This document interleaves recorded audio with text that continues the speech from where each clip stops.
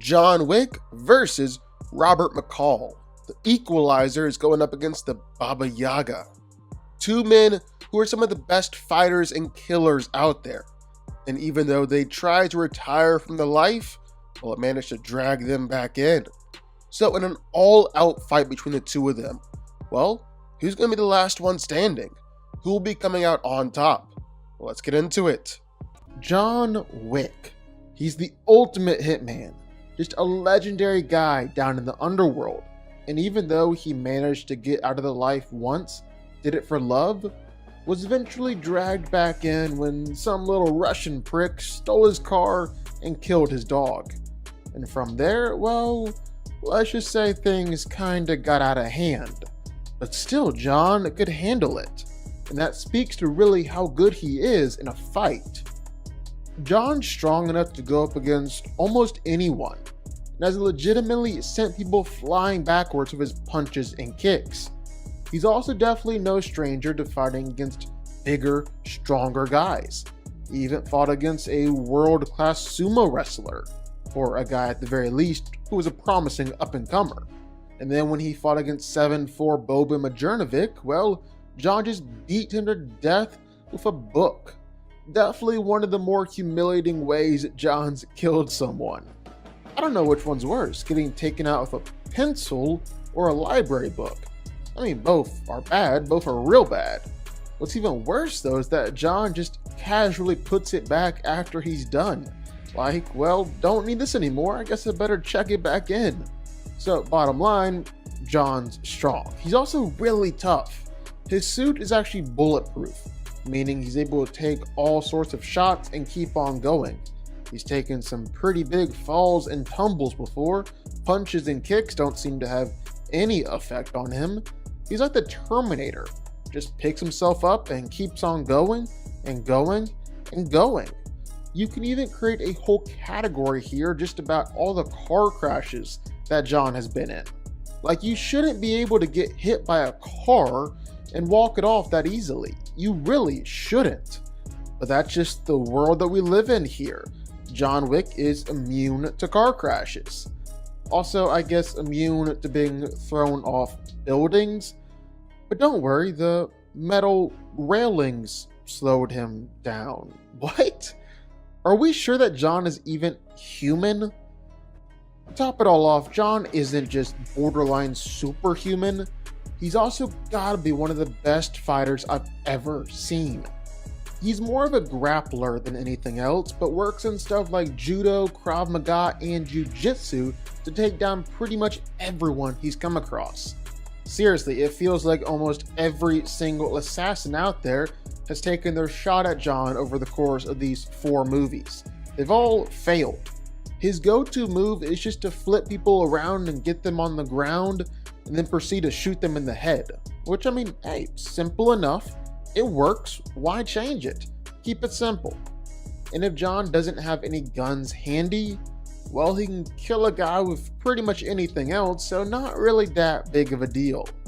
And plus, John always has guns handy, so what are we even talking about?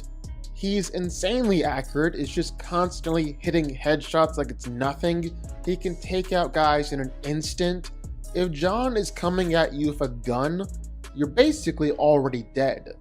Not even bulletproof armor can keep you safe. Seriously, these guys are trained fighters wearing the best armor that money can buy, top grade stuff, legitimately bulletproof stuff, and John still just plowed through them with guns. The man is the best there is. He's a living legend. Put it simply, he's the Baba Yaga. Robert McCall is a Marine, former DIA operative, and retired hitman. And while he's tried to leave this life behind, he'll still help anyone who's been antagonized, hurt, or been victimized by any means necessary as the Equalizer.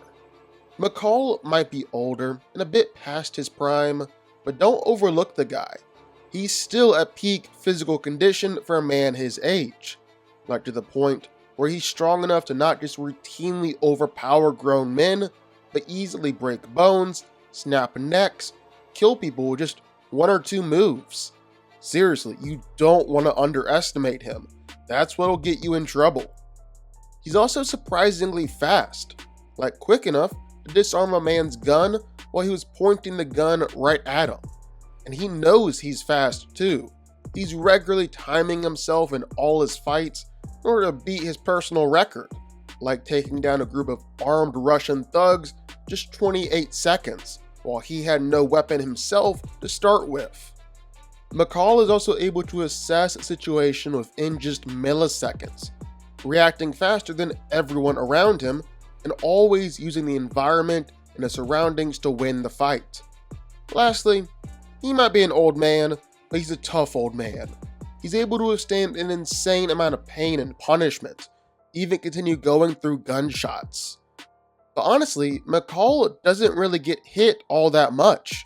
He's too good for that. He's a master martial artist, a highly trained and deadly fighter and killer, with a fighting style that's best described as quick and economic. Every move is precise, every move is intentional, and every move is meant to put down his opponent with lethal efficiency. He tends to fight with a combination of Krav Maga, Brazilian Jiu-Jitsu, and boxing, mixed in with some good old-fashioned street fighting, of course. He's able to take down most henchmen he fights in just under 30 seconds. He's a fast fighter. He's skilled with pressure points, but probably more than anything, McCall is a great improv fighter. He's constantly picking up objects on the go, using them to kill everyone he comes across, ranging from wine bottles to credit cards to books to teapots to a pair of reading glasses. Anything in Robert McCall's hands is a deadly weapon. Lastly, McCall is both incredibly resourceful and extremely smart. He's a master of improvisation during a fight, yes, but he's also a master tactician and planner, an expert at laying traps, stealth, and pretty much everything you would need in order to become a one-man army. So, who wins? Well, let's break it down. Now, physically, even though both of these guys are clearly past their prime, I think the physical edge has to go to Wick. But honestly, it's not by much. Like, McCall has some seriously impressive feats. In fact, he's done similar things to John before. Like, they both got book kills to their name, which I think is pretty cool. Sure, maybe Wick has shown off more strength feats, but I really don't think there's anything too outrageous to say that it's evidence John is just going to straight up out-muscle him. Same with speed. They should be roughly equivalent to each other here. Both are way faster than most opponents they come across. Both are quick enough to put people down in the blink of an eye. Should be a relatively even matchup. The biggest thing going for John Wick here is just durability. The man is a damage sponge. He can literally take anything that comes his way, just brush it off, keep on charging at you for the kill. Literally nothing is able to kill this guy or put him down, to the point where we straight up saw him die, but we're still not even really sure he's dead.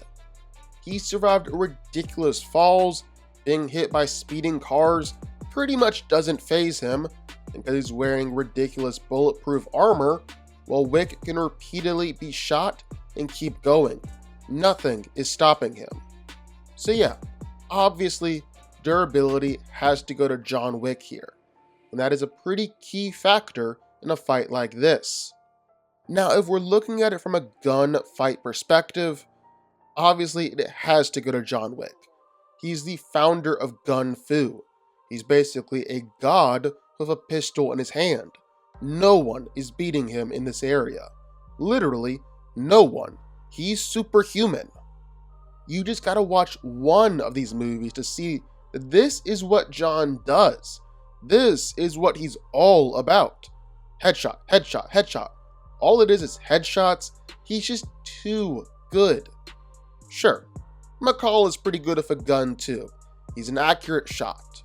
But that describes everyone that John Wick has faced, and John's massacred all of them. It's not even close. Add on Wick is literally wearing a bulletproof suit, and it's a stomp. But honestly, a hand-to-hand fight might be closer than you think. Robert McCall is incredibly skilled, brutally efficient, and absolutely relentless. Every move he makes is precise and deadly. He's routinely breaking bones or killing people with just one hit each, doesn't think twice about it. He's one of the most dangerous fighters out there. And he's gonna press Wick in a fight. He really is. Because on top of just his skill, there's also just his ability to improv, grab weapons on the fly, while it rivals John's own ability. They are very evenly matched. But of course, John's met people who look like his match before. He's beat them all. They might give him a good fight, but Wick always prevails. Sure, there might be the off chance that McCall gets lucky and actually lands a killing blow, but don't count on it. This is what John Wick does. This is who John Wick is. And no one is getting past him, not even the Equalizer. John Wick wins.